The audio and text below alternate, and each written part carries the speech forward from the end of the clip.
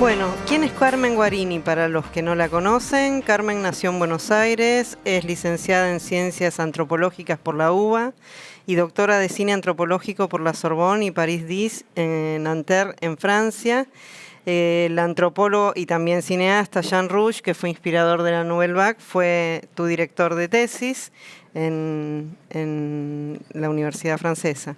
Carmen es profesora adjunta del Seminario de Investigación Anual en Antropología Visual en la carrera de Antropología y dicta Dirección 1 para la Maestría en Cine Documental de la FUC. Es habitual que la convoquen a dar clases y talleres y seminarios en todas partes del mundo. También es investigadora independiente del CONICET, entidad de la que fue evaluadora externa y asesora. Fue y es jurado de festivales de cine y de otros organismos públicos. Ha publicado artículos, ensayos breves, textos en medios gráficos y digitales, nacionales e internacionales, en libros colectivos sobre cine documental. Hago un alto acá. ¿Cómo llegaste de la antropología al cine? ¿Y cómo se acomodaron esas dos cosas en tu experiencia como realizadora?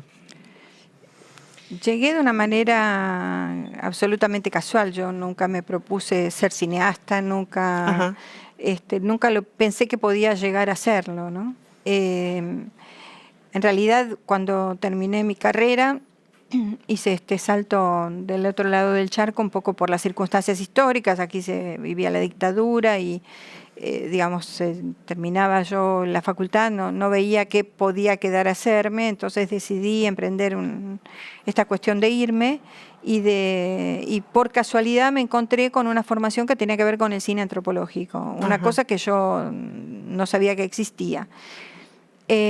Así que bueno, me asomé la nariz por allí a ver cómo era la cuestión. Yo mientras tanto ya estaba cursando un posgrado en antropología cultural en París 5 y así es como comencé. En realidad conocí los trabajos de Rouch, comencé a frecuentar la Cinemateca Francesa, de todas maneras yo venía de una formación autodidacta personal de cinéfila nada más, de asistir todas las tardes a la Cinemateca Argentina, a ver veía 2 o 3 películas por semana, así que realmente tenía un amor por el cine, me interesaba mucho, pero de ahí a pensar que yo podía llegar a meterme del otro lado de la cámara había mucha diferencia y esto me fue acercando poco a poco, ¿no? En realidad se podía entrar por 2 líneas. Una era la línea de la investigación sobre la imagen y otra era la línea de la realización. Y por supuesto que me interesó mucho más la línea de la realización y así es como empecé, en realidad, de una manera casual. ¿Y la tesis fue específicamente? La tesis fue sobre algo que vinculaba justamente las dos cosas. Yo venía de hacer una investigación aquí en antropología médica. Yo trabajaba sobre enfermedades populares y particularmente sobre una enfermedad que se llama el susto, que es una enfermedad que, compone una tríada junto con el ojeo y el empacho. Son esas llamadas enfermedades psicosomáticas, llamémosle así, o enfermedades justamente tradicionales o populares, que me interesaba muchísimo, me despertaba mucha curiosidad durante el trabajo de campo que yo había hecho en Catamarca. Y bueno, una de las cosas que me alentó uno de mis cotutores, fue a continuar trabajando en esta dirección. Así es que bueno, la tesis fue sobre este tema. En realidad después cuando yo volví a Argentina, hice 2 años de investigación, continué, hice la película de tesis y después recién volví a Francia a terminar la redacción de la tesis y a defenderla, ¿no?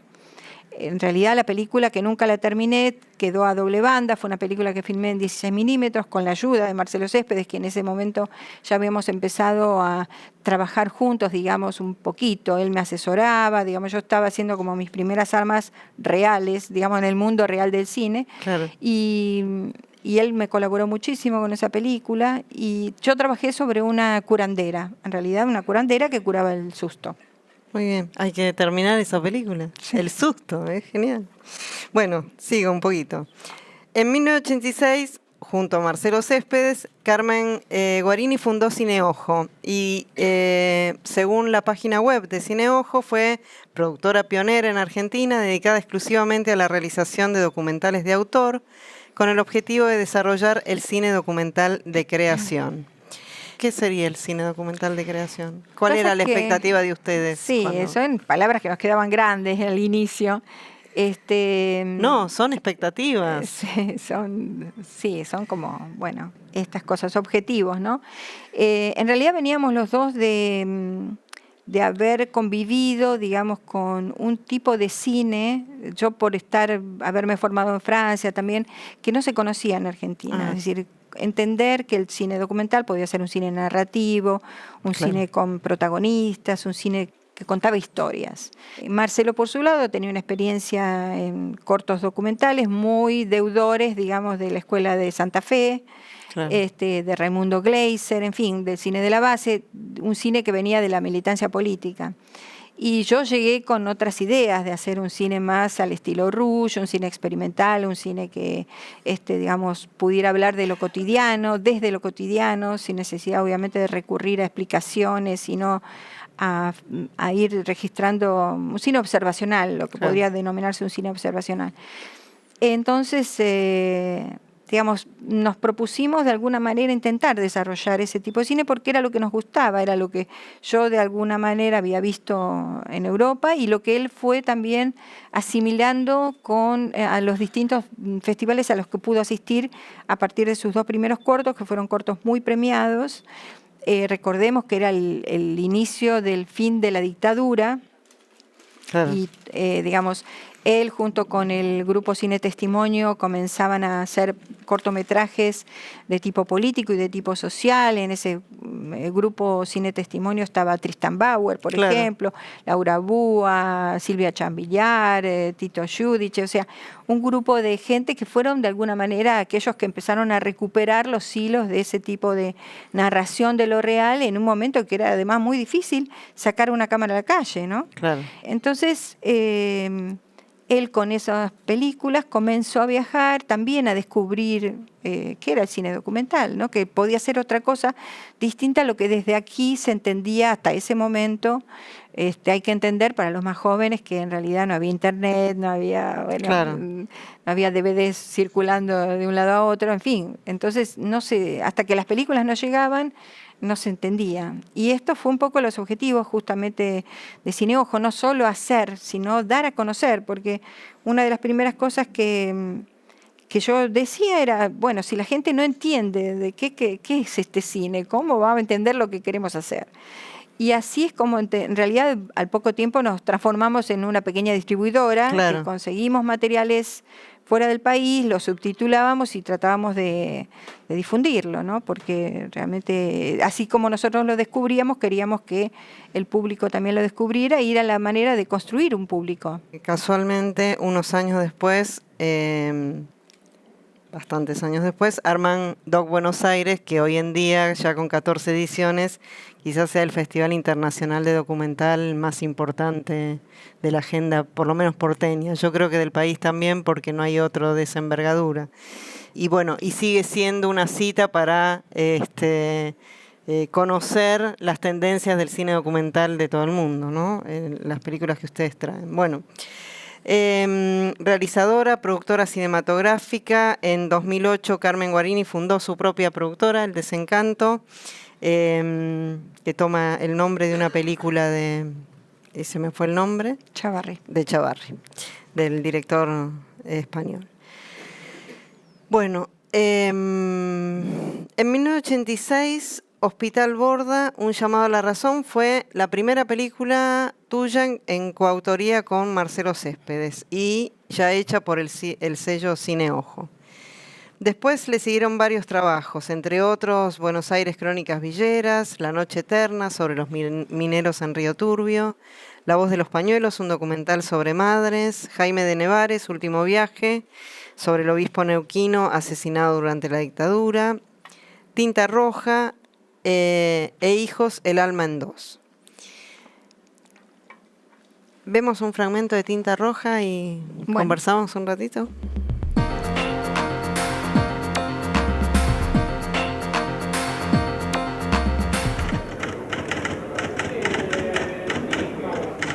¿Cómo? ¿De un dique? ¿Lo damos como secuestrado?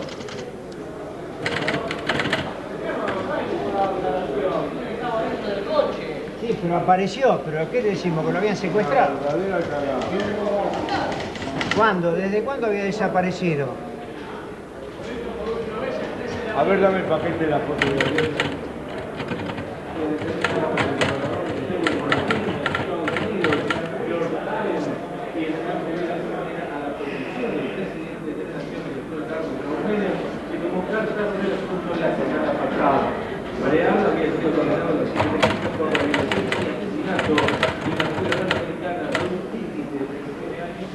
¿Están presos los dos?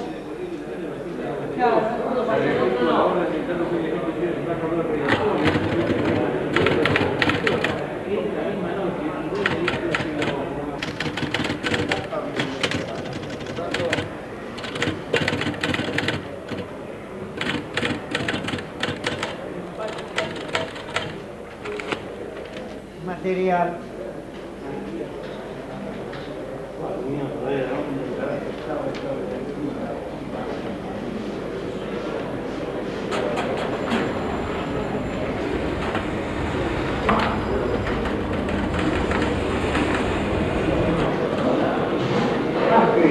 Sí, espere. Sí. Que me está contando el tema del pibe muerto.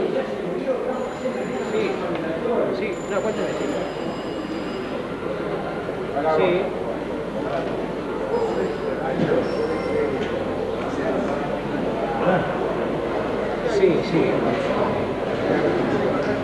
Sí, entiendo. Uno de ahí te dice que los cobros, pero que no te fueran 10 o 12, ya te llegarán 150. Ah, no, el tema del tipo que mató al hermano. O sea que que mató al hermano, o sea, el infiltrado, es soldado voluntario. Y al pibe lo mantenían en el cautiverio para que no se juntara con los delincuentes del barrio. Lo tenían encerrado en la pieza. Por eso lo mataron.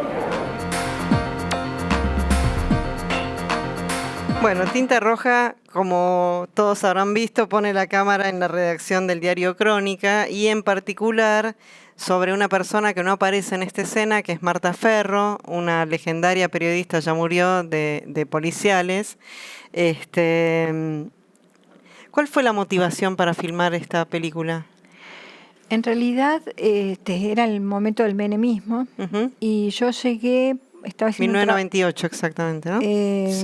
sí, pero ahí se terminó. Claro. El proyecto empezó como en el 94, una cosa así. Yo estaba haciendo un trabajo para el CELS, un video para una investigación que ellos estaban financiando, que era sobre el tema de los medios y la crónica policial, Ajá. algo por el estilo. Entonces fui a filmar a la redacción de la revista Esto, una entrevista. Y ahí lo conocí a Jorge Loiácono, que era el jefe de la redacción, que era un loco increíble. Un tipo que había sido director de redacción de la revista Radiolandia. Claro. Así que era, bueno, un personaje de aquellos. Y todos los que estaban ahí. Ahí la conocí a Marta Ferro, que también era una redacción pequeña que funcionaba en uno de los pisos del diario. Yo no sabía en ese momento, no entendía muy bien el vínculo, en fin. Y también lo entrevistamos a este señor, me acuerdo, que fuimos a entrevistarlo a él.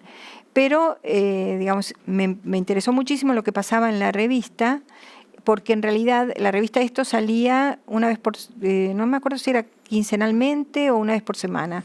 Y ellos hacían investigaciones que se continuaban de una revista a otra. Ajá. Entonces, y fui un par de veces con Marta a Provincia de Buenos Aires a seguir las investigaciones de ella.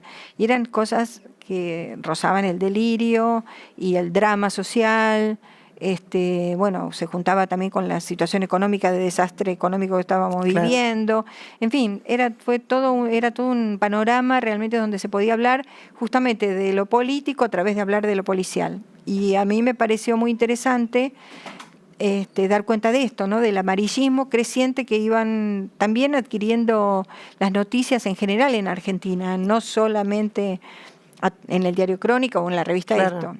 Salir a documentar una realidad como puede ser la de la vida, el trabajo en el diario Crónica, en la redacción de Crónica, supone también salir y esperar a que irrumpan testimonios como este, que está hablando, porque Ferro está hablando de su trabajo, pero al mismo tiempo está hablando de un montón de cosas más, ¿no? Sí. Entonces, ¿La cámara documental es una cámara paciente, es una cámara que espera la irrupción de este tipo de momentos? Sí, bueno, una cosa que a mí me gustó mucho trabajar en Crónica durante el rodaje porque fue trabajar a partir de un dispositivo. O sea, esta película se rodó en Super 16, Ajá. porque el objetivo era hacer una película en fílmico y llevarla a 35 milímetros. Ajá. Un poco también porque era el momento, la difusión la podíamos después hacer circular la película, la sola posibilidad en ese momento era el 35. Claro. Llegar a ciertas salas, bueno. Entonces, lo que decidí fue trabajar con cámara en trípode. Yo hasta ese momento casi no había trabajado con la cámara fija y me interesaba mucho explorar eso, el plano fijo. Entonces, justamente esto fue una de mis discusiones con el director de fotografía y cámara, Livio Pensavalle, que extraordinario, la verdad que trabajamos muy bien, pero hasta que él entendió el lenguaje que yo quería transmitir y a través de qué tipo de imagen yo quería, fueron ciertos, ciertos debates que se dieron. Y era interesante porque justamente la redacción era un lugar fijo.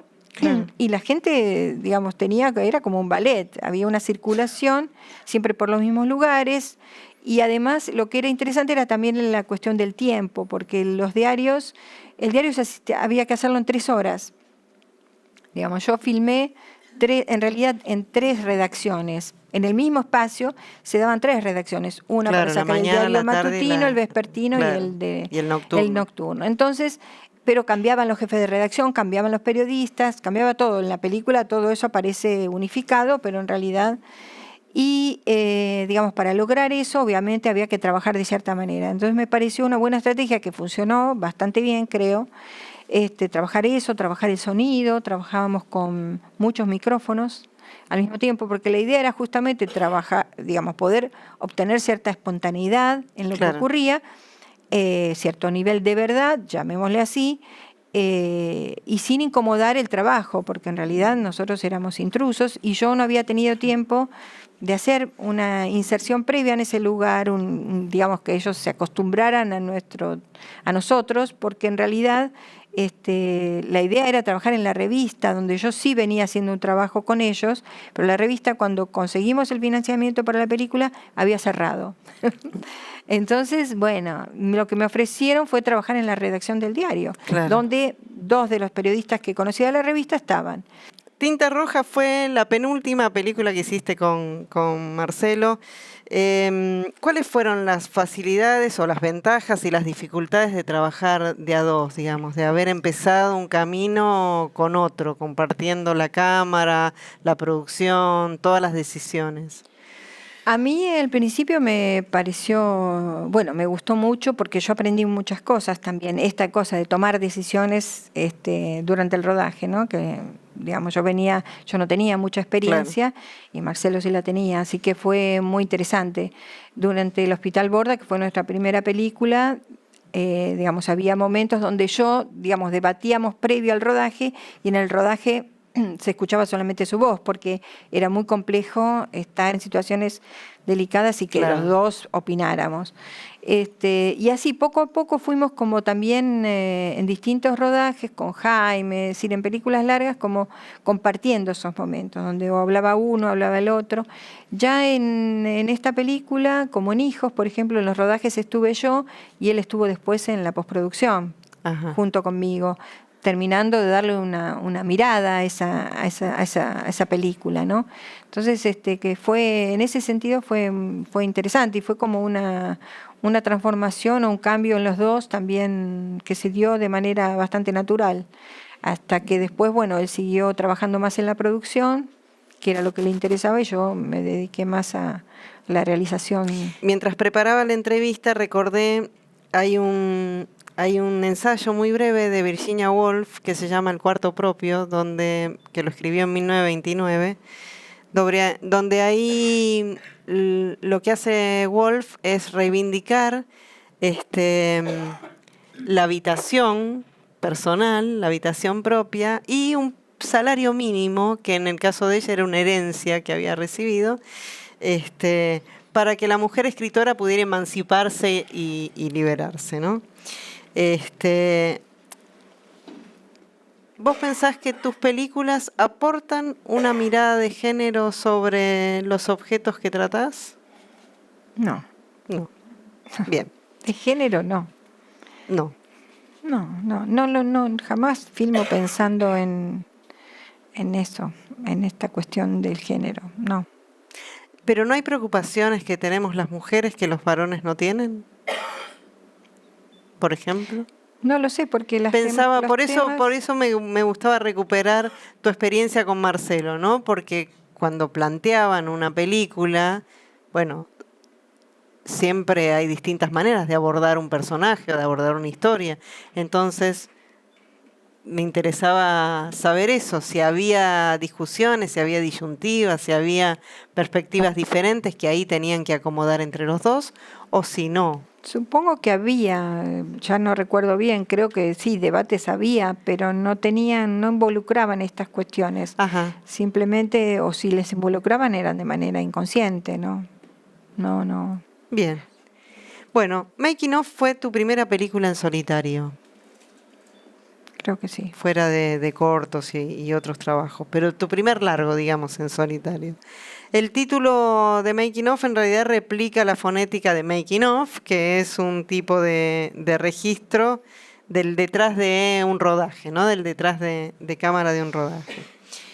En este caso, Carmen Guarini siguió el rodaje de Ronda Nocturna, una película de Edgardo Kosarinski, que Kosarinski filmó en Buenos Aires. Vemos un fragmento y hablamos de Making Of. Uh-huh.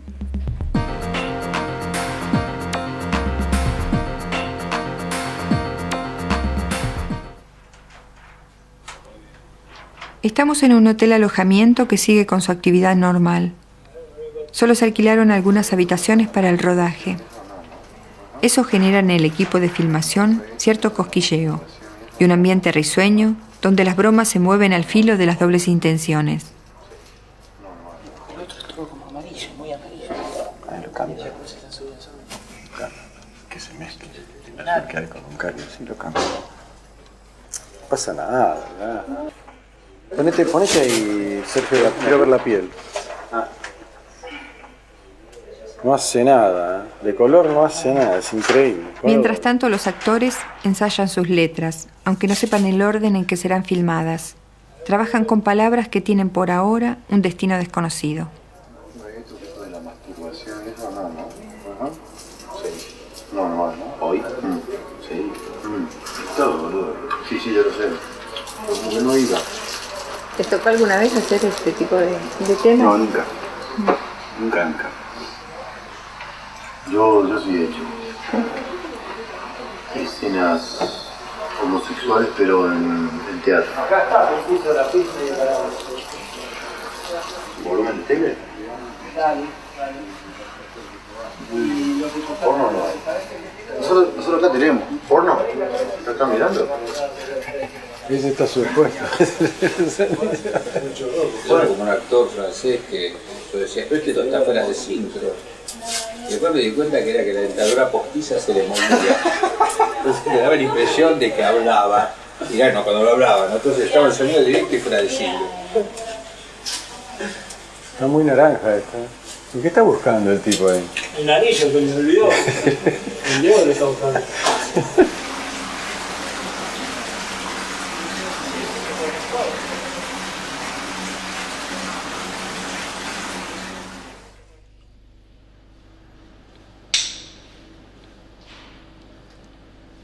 Acción, Diego.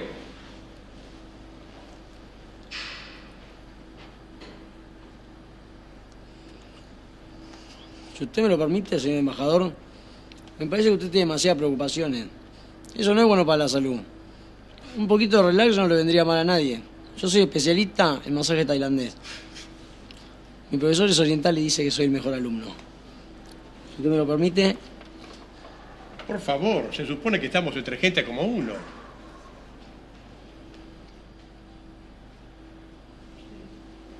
Corte. Yo no digo nada. Pues se queda mirándolo.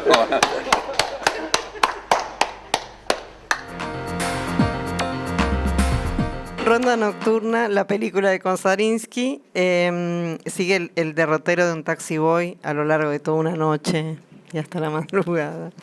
Siempre pensé que es una de las películas tuyas que más me gusta, si no la que más me gusta, que es muy compleja por el trabajo que haces con la imagen y el grado de reflexión sobre el cine que propone. Llega un momento en el que el making of no se sabe si es de la película de Kosarinsky o de tu propia película, digamos, de eso que estás filmando, de eso que se está gestando. Al comienzo decís, enciendo la cámara con la esperanza de verificar cómo las decisiones se transforman en imágenes. ¿Cuál fue el detonante de este documental? ¿Por qué? Porque este ir y venir de la película de Kosarinsky a la abstracción sobre el cine en general y sobre la imagen y sobre la realidad del entorno hace realmente que la película sea una película rara en este sentido, porque estás viendo una filmación, estás escuchando a alguien que habla de otra filmación y además ves un montón de cosas que pasan alrededor que no tienen que ver ni con una cosa ni con la otra. En realidad comienza porque yo era y soy una gran admiradora de la obra de Edgardo Kosarinsky. Siempre me encantó su trabajo como ensayista.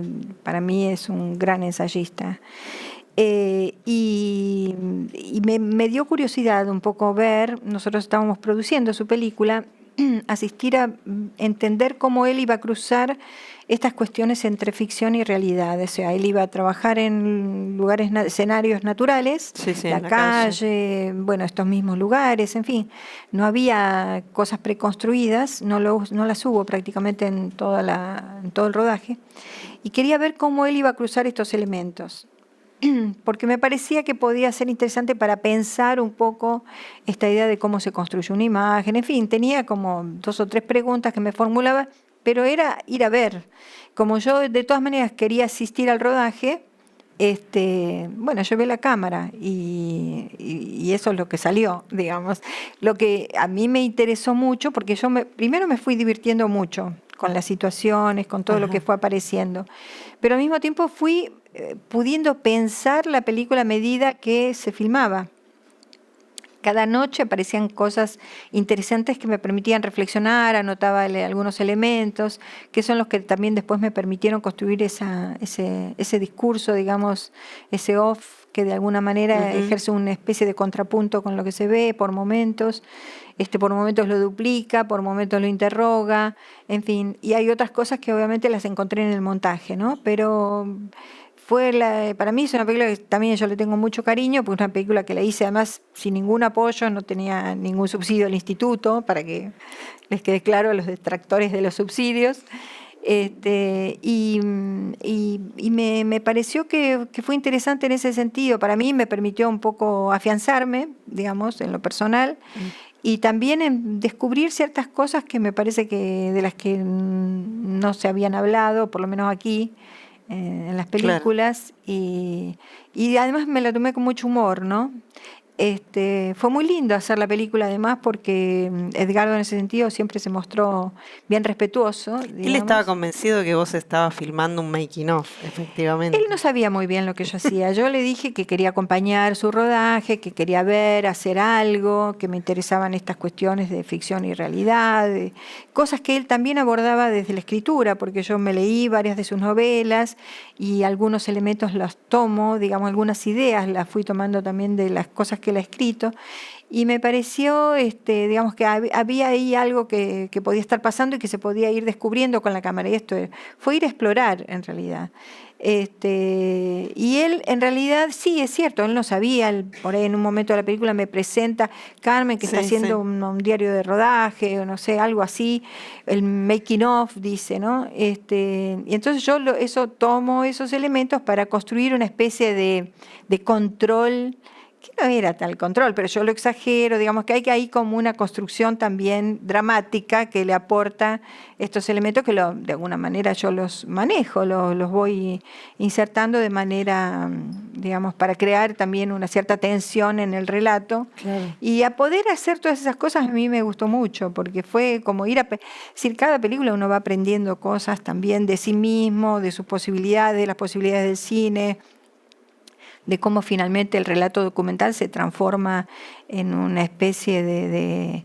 Por eso yo digo que no hay para mí diferencias con la ficción, es como, bueno, trabajar con lo que dicen las personas reales, pero en función de lo que yo quiero decir. ¿Vemos un pedacito de Sí. Gorri?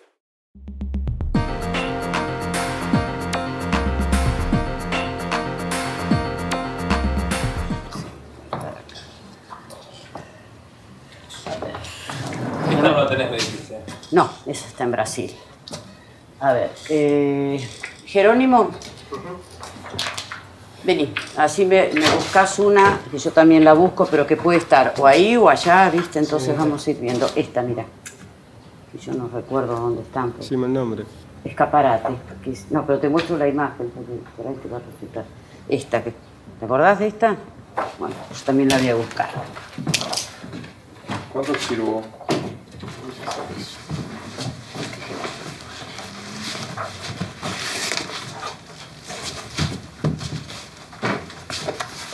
Che, no la encuentro, ¿eh? Debe No, estar la por el casa del fondo, pero no amarillo puedo pasar. era una de las que me había confundida, creo.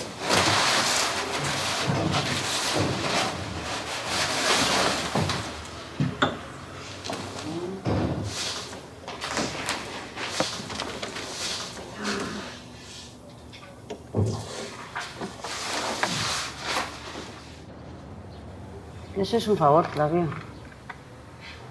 Sí. Hay que, si sostenemos, voy a mirar más acá atrás, que deben estar los grandes. Encontramos uno acá que queremos. A ver, Jerónimo, ¿se podés ir sacando ¿viste esta mano donde la tengo? ¿Esto? No, acá, donde tengo mi mano. ¿Querés darle Son este dos. acá? ¿Por qué no me das este acá? Este, dámelo acá. Yo estoy perfecto acá. ¿Sí? Pero mira que pesa un montón, ¿eh? No, dale, Ahí, dale, dale. corre eso. ¿Este? Sí, los dos. ¿Sí ves? Perdón.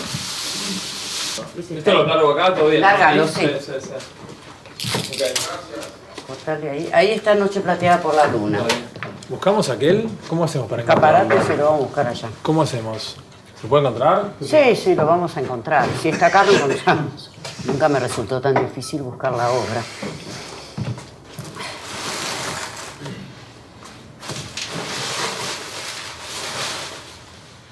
¿De estos tenés algo? Mirá, de estos. De estos hay ¿Ese varios. tenés? ¿Ese lo tenés? No sé si este precisamente, pero espera que me fijo. No. ¿No lo tenés? Este que le gusta, no. Este sí.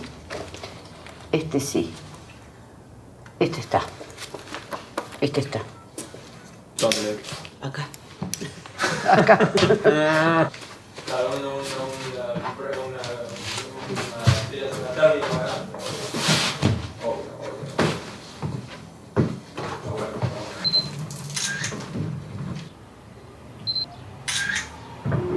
Sale tan lejos, ¿no?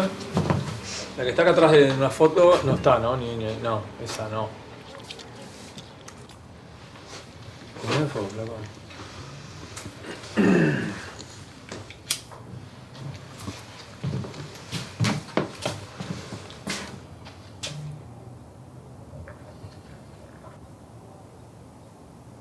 Sí. 95.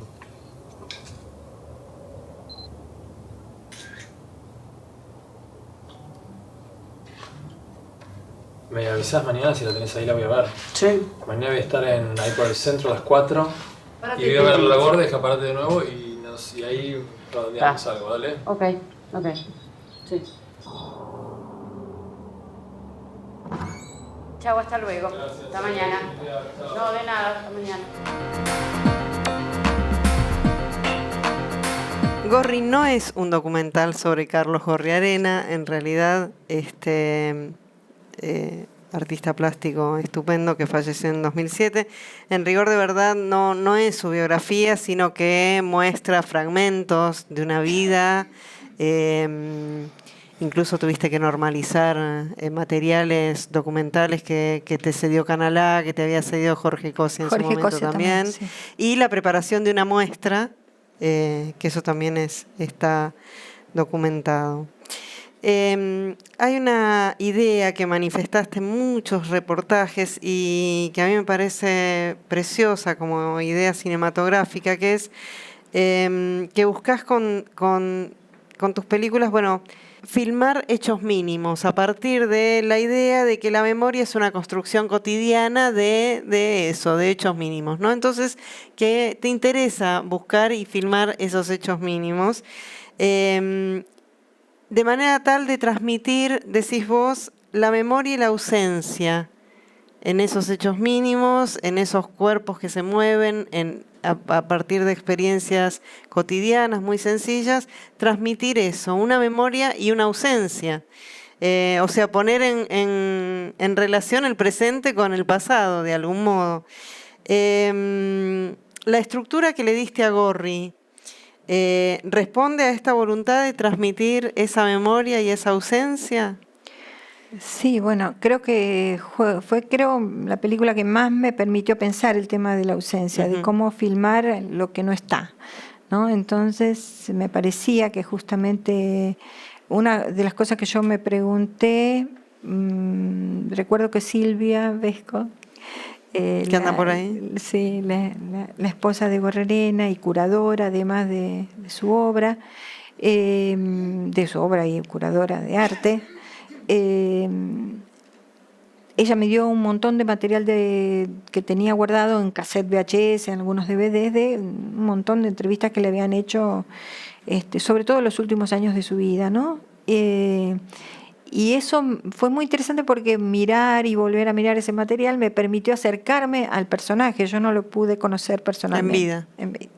Entonces fue muy interesante empezar a descubrir cómo él contaba las anécdotas y por ahí le cambiaba alguna cosita, y entonces empezar a pensarlo de una manera medio como hasta de juego, de una relación, establecer una relación con esta persona que yo no conocí, entendiendo que también era como un constructor no de mitos, pero sí de cuestiones alrededor de su propio origen, ¿no? Y me encantaba esa idea que daba pistas las que quería. Entonces todo eso me permitió ir acercándome y construirme yo mi propio personaje, porque en realidad, digamos, y esta cuestión de pensar cómo, digamos, el otro se plasma, en el caso de un artista, en lo que queda. Entre otras cosas muy bellas que dice Gorri Arena, no en tu película, sino en las películas que incluiste de él, hay una frase que es: a la obra no se la termina, se la abandona porque es la única forma de seguir queriendo a un amante. ¿Das por terminadas las películas o las abandonás? ¿Cómo es? Y yo creo que hay algo de abandono, porque sí. ¿Coincidís con Gorri Arena? Sí, te ganan por cansancio a veces. Sí, llega un momento que uno no termina de tomar decisiones, no es fácil. Quizás por prejuicio hay mucha gente que supone que el documental es una película, no tanto un registro directo, pero sí una película con el menor grado de manipulación que cualquier otra, digamos. Y sin embargo, en el documental hay manipulación. Total. Desde la persona que va a testimoniar, dónde la parás, dónde la ponés, cómo le cae la luz, hasta la postproducción. ¿Hasta dónde la manipulación no pone en riesgo la verdad, si es que el documental tiene alguna relación con la verdad o tributa a la verdad? Yo creo que hay una responsabilidad que es la del director y que es la del autor, digamos así, que es quien desea decir algo sobre el mundo o sobre, digamos, a través de una historia, de un personaje, y digamos, mientras eso se conserve dentro de los límites de una ética, uno está haciendo una película, no es naturalismo. es representación, entonces es un registro que altera de por sí, siempre estamos en una duplicación, no estamos en lo mismo que lo que acontece. Lo que acontece pasó, digamos, el registro es otra cosa. Esta naturaleza del registro es lo que hay que entender para salir de ese concepto documental tan decimonónico, ya diría, porque no tiene ningún sentido. La película es una materialidad que uno justamente tiene que manipular y, por supuesto, por eso digo, estamos trabajando con personas reales dentro de los límites de cierta ética. En 2011, con la excusa del 43 aniversario de la Declaración de los Derechos Humanos, 9 cineastas argentinos, varones y mujeres, decidieron armar un mapa audiovisual de los derechos humanos en la Argentina. Y bueno, filmaron 9 cortos que se montaron en una misma película, creo, ¿no? Sí.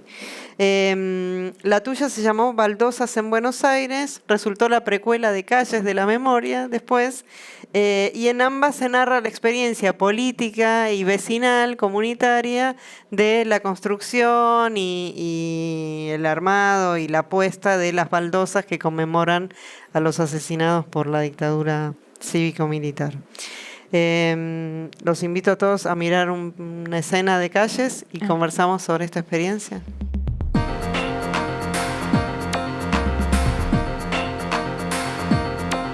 Yo creo que el tema no es decir texto cerrado o texto abierto, sino tener como, poder ampliar la mirada.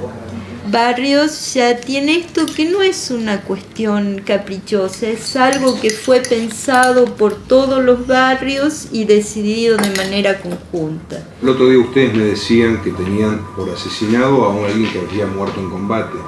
¿Qué tal que alguien les dijera quiero que figure que es muerto en combate? Lo que digo es que ese debate que ella dice del texto se les va a presentar más de una vez. Que ese texto no está tan abierto como aparentaba el otro día.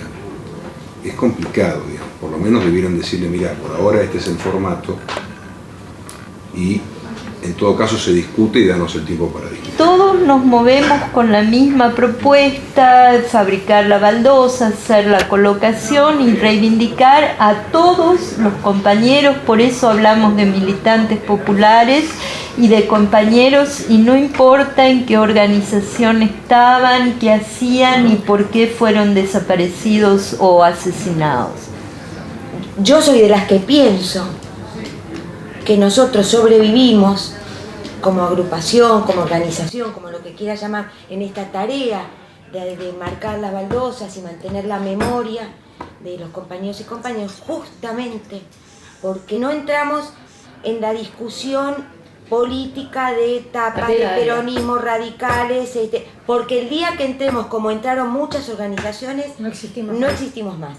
Yo creo que este tema, vos decís, es cerrado, pero tiene una razón de ser, que es de supervivencia de este tema, a mi entender. No que no se quiera discutir, vos sabés que acá discutimos todo.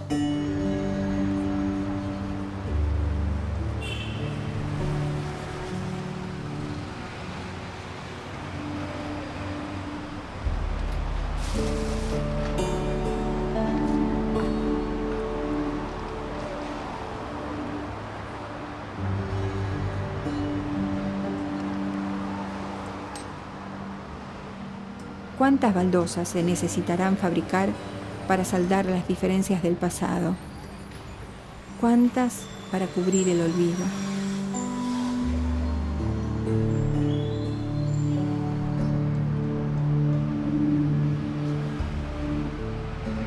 Acá puede mandar instrucciones.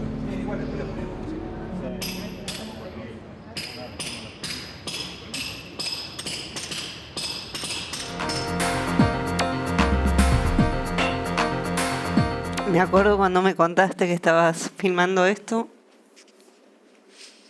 Perdón. No había visto. Tendría que haber elegido una escena más graciosa que las hay en la película. No había visto yo todavía ninguna baldosa y después de repente empezaron a aparecer por todo Buenos Aires.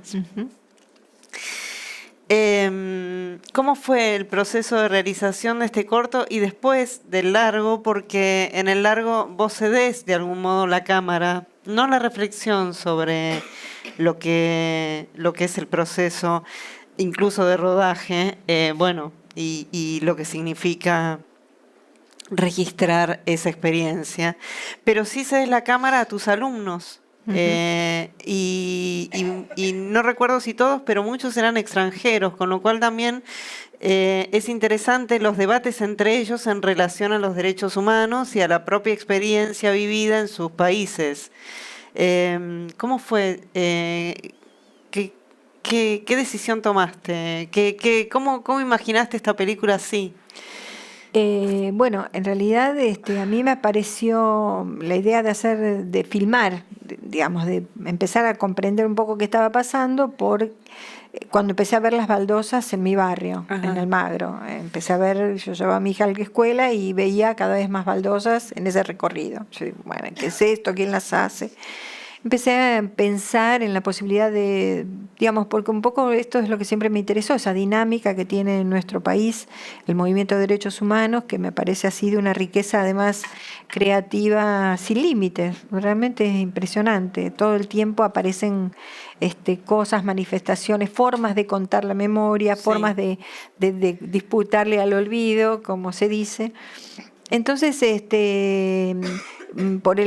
al mismo tiempo me convocaron para dar un taller y yo no tenía mucho tiempo y no tenía muchas ganas tampoco, quería hacer otras cosas. Me dijeron, pero mirá, es de 2 meses, ¿por qué no les das a los alumnos algo que vos quieras hacer? Entonces les propuse esto, digamos, trabajar sobre el tema de las baldosas. Me acuerdo que trabajé con Christoph Bell, que en ese momento es un amigo productor y director también él, que fuera mi ayudante en la FUC, y con el cual, bueno, ya veníamos trabajando hace bastantes años, así que lo traje también al taller, digo, hagamos esto juntos, y es él el que aparece en la película, en realidad no aparezco yo, y la idea fue esto, empezar como a ver, y la primera premisa fue, bueno, a ver, que filmen las clases, que filmen los debates, vayan filmando. Y esto un poco también porque era un taller muy corto, o sea, claro, en 2 meses tenía, ¿no? Entonces era una manera también de que ellos empezaran a entrenarse, y ese taller duró 2 meses, digamos, los ayudamos para que ellos terminaran 2 pequeños cortos con todo lo que habían filmado, y se fueron, eran 8 personas, había 2 argentinos nada más. Bueno, hay que abandonar la sala. Muchas gracias a todas mis amigas y mis amigos que han venido hoy a acompañarme.